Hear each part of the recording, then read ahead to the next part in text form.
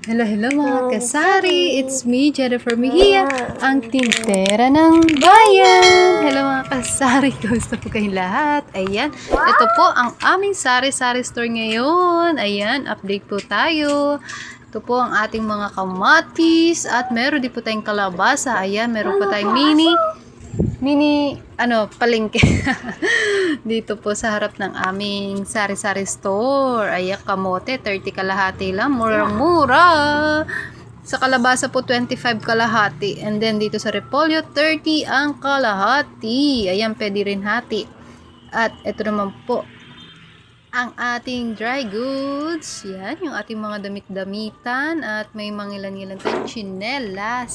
Ayan, kahit hindi na po sila pupunta ng palengke, pwede na nila mabili dito sa ating sari-sari store. At meron din po kaming tindang tubig. Ayan, 25 po ang puhunan at 30 po ang aming bentahan. Sasalin po nila yan mga kasari. At ito yun, no?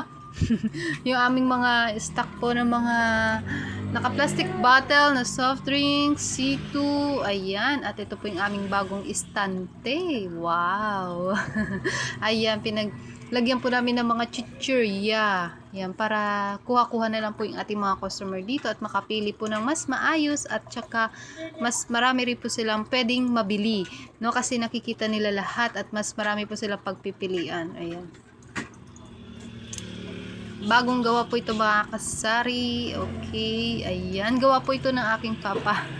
Kasi bumili po ng yung welding machine, yung aking kapatid. Ayan, nagpagawa tayo sa kanya ng rock.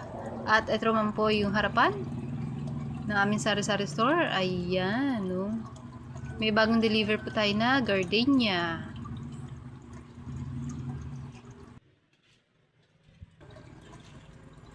Ayan, meron po tayong mga iba't ibang flavor ng gardenia. Merong new bake, merong chocolate amazing. Oh. At ito po yung section ng ating mga pang kids. Ayan, ang dami nating pretzels from Jack and Jill.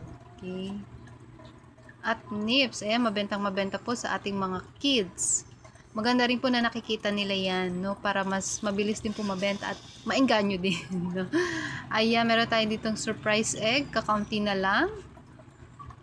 Kasi po, ay sobrang fast moving items din po. Ayan. Yung ating mga biscuits. At meron din po tayong sugo. Ayan, ayusin natin yung nakaharap yung pangalan para mas kitang-kita ng ating customer. Mama! At ito naman po yung ating mga biscuits, no, na mga hindi pa nakabukas. Ating mga ilang chichirya. Okay. May chichirya tayo dito at meron din po doon sa labas. No, para kaliwat kanan, may chichirya sila makikita. Yung ating mga customer. The more na nakikita po ng mga customer is mas mabilis mabenta. Okay, tsaka mas marami po yung nabibili nilang quantity. Yes. Imbis sa isa lang yung bibili nila, pero pagka nakita nila na marami silang pagpipilian, ayan, dumadami po, nadadagdagan yung kanilang gustong bilhin. At ito naman po yung ating mga bawang. Ayan, sa bawang po is 3 kilo lang po yung kinukuha ko. Yung bawang, sibuyas, ayan, para hindi po masyadong hindi tayo malugi, no? Para hindi maabutan ng pagkasira, ayan, para hindi malugi. Okay, yun yung po yung iniiwasan natin. Hindi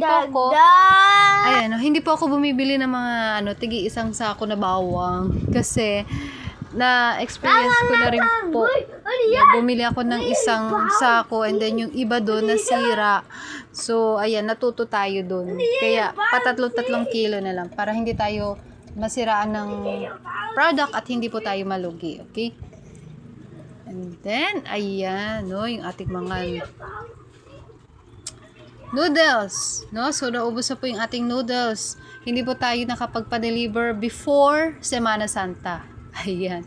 Kaya naubos na. Pero meron tayong darating na delivery. So, ngayon pa lang yun. After Semana Santa. Yan. After Semana Santa pa lang po darating yung ating mga deliveries. Ayan, magkakaroon na ulit tayo niyan. Kaya saktong-sakto lang yan at makakapaglinis pa tayo ng ating lagayan. Diba? Ayan, yung ating mga sardinas. Yan, dito po sa baba, yung mga corned beef. meatloaf, ayan yung mga meats na delata. Ayan, nasa ilalim po yung ating mga iba pang biscuit at yung mga sachet po natin na mga toyo, suka, patis, ayan. At ito naman po sa taas, yung ating mga shampoo, conditioner, ayan. Punong-puno pa po ang ating lagay ng shampoo at conditioner, ayan. Dito naman po sa kabilang linya is mga Downy Fabricon. Ayan, magkakasama po ang lahat ng magkaka-brand. No? Para hindi rin po malilito yung ating customer. Okay? So, yan yung ating mga kapi-kapi. Nasa harapan.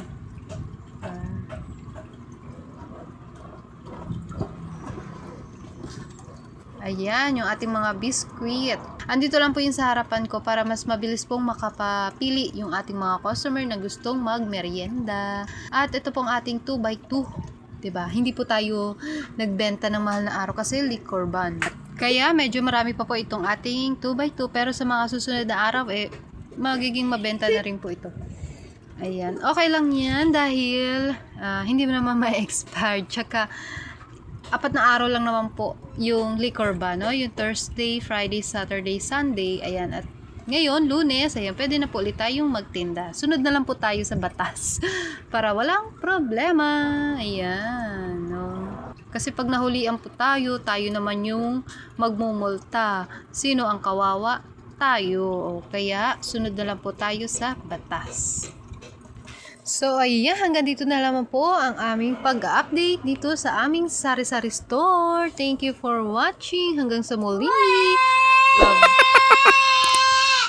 Bye-bye. Happy selling. God bless.